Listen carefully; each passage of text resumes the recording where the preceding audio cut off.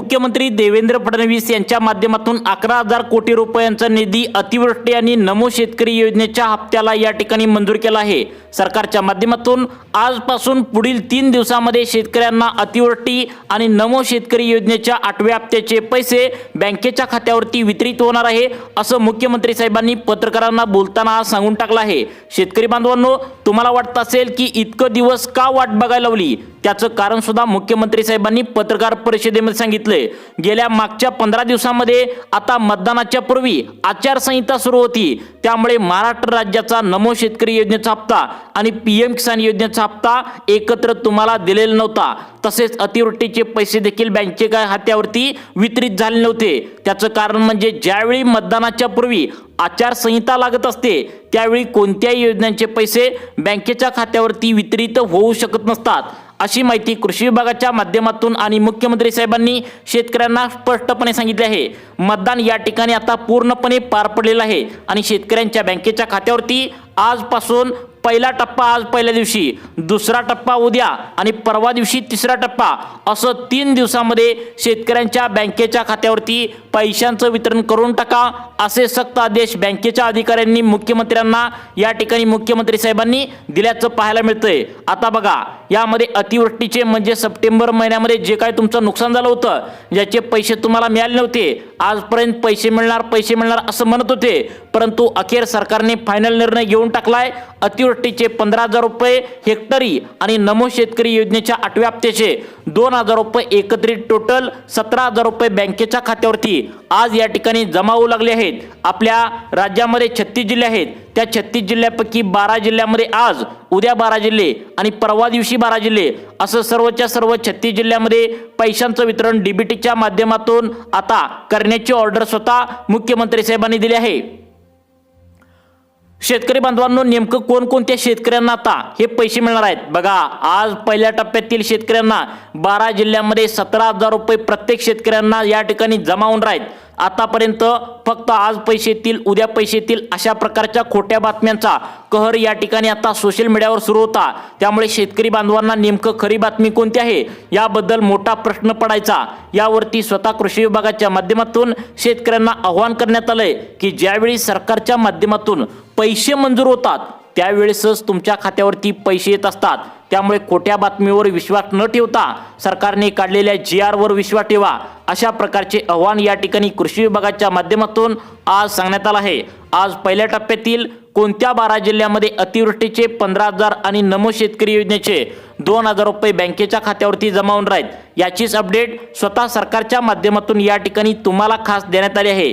तुम्हाला जर आजच्या 17,000 अतिवृष्टीचे सरकारच्या माध्यमातून पाहिजे असतील, तसेच नमोचे देखील या ठिकाणी पैसे दोन्ही मिळून जर 17,000 पाहिजे असतील, तर आज नेमकं कोणकोणत्या टप्प्यातील पहिल्या 12 जिल्ह्यामध्ये पैशांचं वितरण होणार आहे हे सुद्धा तुम्ही आता लक्षपूर्वक बघायचं आहे। 36 जिल्ह्यापैकी आता राज्यातील सरकारच्या माध्यमातून चौकशी दरम्यान 8 जिल्हे असे सापडलेत ज्यांना 1 रुपया सुद्धा बँकेच्या खात्यावरती अजिबात येणार नाही, त्यांना नमोचे पैसे देखील मिळणार नाहीत आणि अतिवृष्टीचे पैसे देखील या ठिकाणी तुम्हाला सप्टेंबर महिन्यामध्ये जे काय नुकसान झाले तर या 8 जिल्ह्यामध्ये पैसे अजिबात बँकेच्या खात्यावरती मिळणार नाहीत, असं मुख्यमंत्र्यांनी सांगितलं आहे। आता तुम्ही म्हणाल की असं का, तर सरकारच्या माध्यमातून तुम्हाला आता सांगण्यात आलंय की शेतकरी बांधव जे आहेत तर यांच्या याद्या 2 करण्यात आलेत। यामध्ये 2 याद्यामध्ये असं सांगण्यात आलंय की 8 जिल्ह्यामध्ये अपात्र झालेल्या शेतकऱ्यांची नावे सामील केली आहेत, त्यानंतर उरलेल्या सर्व जिल्ह्यांची पात्र यादी एक वेगळी तयार करण्यात आल्या आणि त्या जिल्ह्यामध्ये आज उद्या परवा असं 3 दिवस पैशांचं वाटप करणार असल्याची माहिती खरोखर मुख्यमंत्री साहेबांनी या ठिकाणी आता सांगण्यात आले आहे। शेतकरी बांधवांनो, मग आता नेमकं कोणत्या 8 जिल्ह्यामध्ये पैशांचं वितरण होण्यासाठी शेतकऱ्यांना अपात्र करण्यात आले, त्यांना पैशांची वाट बघू नये असं का सांगण्यात आले, तर ते 8 जिल्हे आपण लगेच पाहणार आहोत। त्यानंतर सगळ्यात महत्त्वाचं म्हणजे तुम्हाला जर अतिवृष्टीचे पैसे बँकेच्या खात्यावरती आजच्या आज 15,000 रुपये पाहिजे असतील, तसेच नमो शेतकरी योजनेच्या माध्यमातून 2,000 रुपये 8व्या हप्त्याचे आजच्या आज पाहिजे असतील, तर सरकारने यासाठी कोणकोणत्या अटी पात्रतेनुसार हे पैसे या ठिकाणी सोडण्याचं ठरवलंय हे लगेच आपण या ठिकाणी पाहणार आहोत। आणि सगळ्यात महत्त्वाचं म्हणजे कोणत्या 12 जिल्ह्यामध्ये आज पहिल्या दिवशी पहिला टप्पा सुरू करण्यात आलाय ते सुद्धा लगेच पाहणार आहोत। त्यामुळे कोणी सुद्धा अर्धवट व्हिडिओ सोडून जाण्याची चूक करू नका, कारण ही जी माहिती आहे तर ती स्वतः मुख्यमंत्री साहेबांनी दिल्या।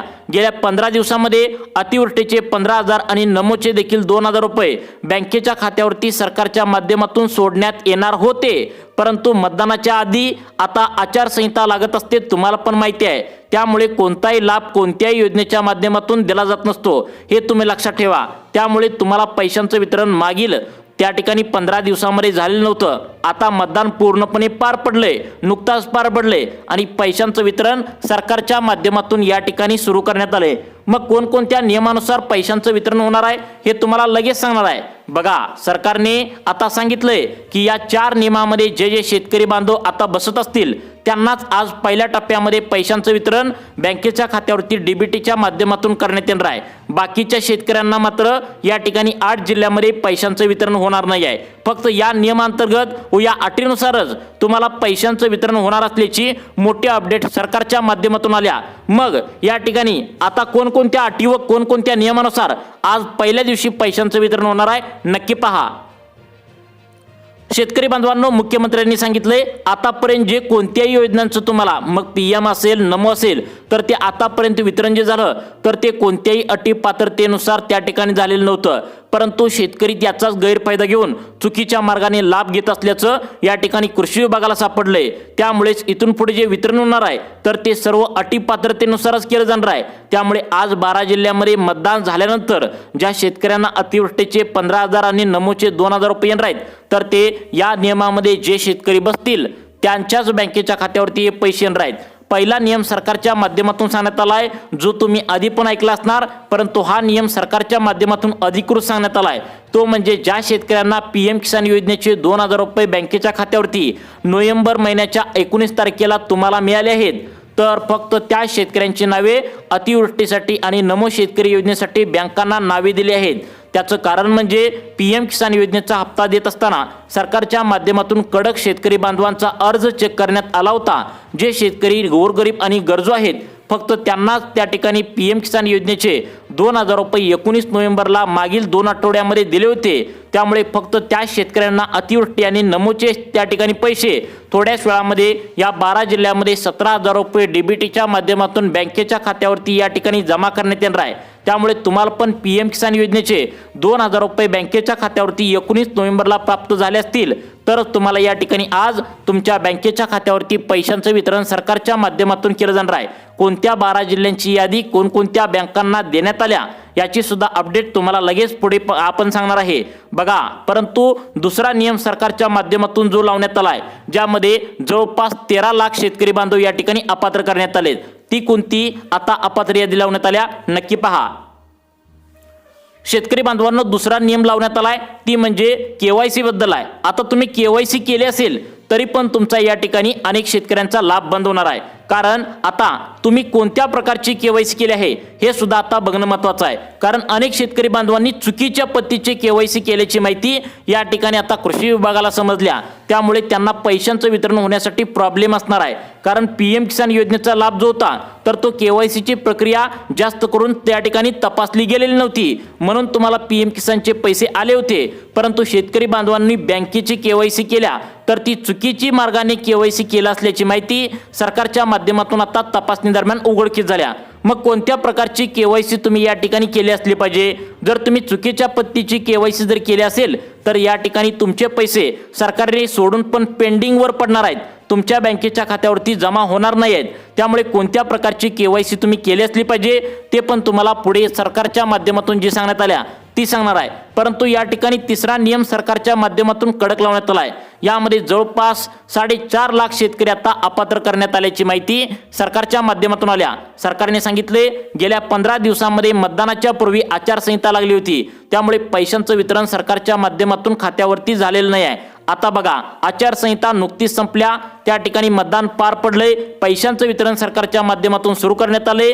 आता जवळपास 11,000 कोटी रुपयांचा निधी बँकांना वर्ग करण्यात आलाय। 12 जिल्ह्यामध्ये आज पहिल्या दिवशी पैशांचं वितरण सरकारच्या माध्यमातून पहिल्या टप्प्यातील शेतकरी बांधवांना या ठिकाणी होऊ लागले।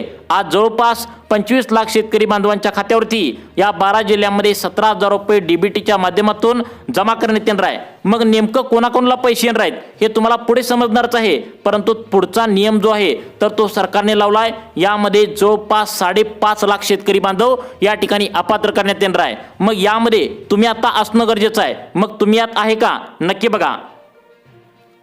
आता बघा शेतकरी बांधवांनो, आता पुढचा प्रकार जो आहे तर तो 5.5 लाख शेतकरी बांधव अपात्र करण्यात आल्याची माहिती समोर आल्या, परंतु कोणत्या 8 जिल्ह्यांमध्ये या ठिकाणी शेतकऱ्यांना सर्वात जास्त अपात्र करण्यात आले ते 8 जिल्हे सुद्धा सांगणार आहे। परंतु या ठिकाणी सगळ्यात महत्त्वाचं म्हणजे आज पहिल्या टप्प्यातील 12 जिल्ह्यांमध्ये कोणाकोणाला पैसे वितरण होणार आहे याची अपडेट सरकारच्या माध्यमातून कोणती आल्या हे पाहिल्याशिवाय व्हिडिओ बंद करू नका, कारण आज जे तुम्हाला जिल्हे सांगणार आहे तर ते कृषी विभागाच्या माध्यमातून सांगण्यात आले। शेतकरी बांधवांना लवकर विश्वास बसत नाही, त्याचं कारण म्हणजे शेतकरी बांधवांना खोट्या बातम्यांचा कहर सुरू आहे। त्यामुळे शेतकरी बांधवांना नेमकं कोणाला कधी पैसे येणार आहेत हे सुद्धा या ठिकाणी बघणं आता महत्त्वाचं आहे। बघा पहिले 8 जिल्हे सांगणार आहे ज्यामध्ये तुम्हाला पैशांचं वितरण अजिबात या ठिकाणी येणार नाही। मग ते प्रॉब्लेम कशा पद्धतीने तुम्हाला सॉल्व्ह करायचा आहे, कोणती 2 कामे तुम्हाला तातडीने करून घ्यायची आहेत जेणेकरून या 8 जिल्ह्यांमध्ये सुद्धा तुम्हाला पैसे येतील हे सांगणारच आहे। परंतु पहिल्या टप्प्यातील आपण पाहूया की कोणत्या 8 जिल्ह्यांमध्ये 4 जिल्हे बघा 8 जिल्ह्यांमध्ये या ठिकाणी आज पैशांचं वितरण अजिबात होणार नाही।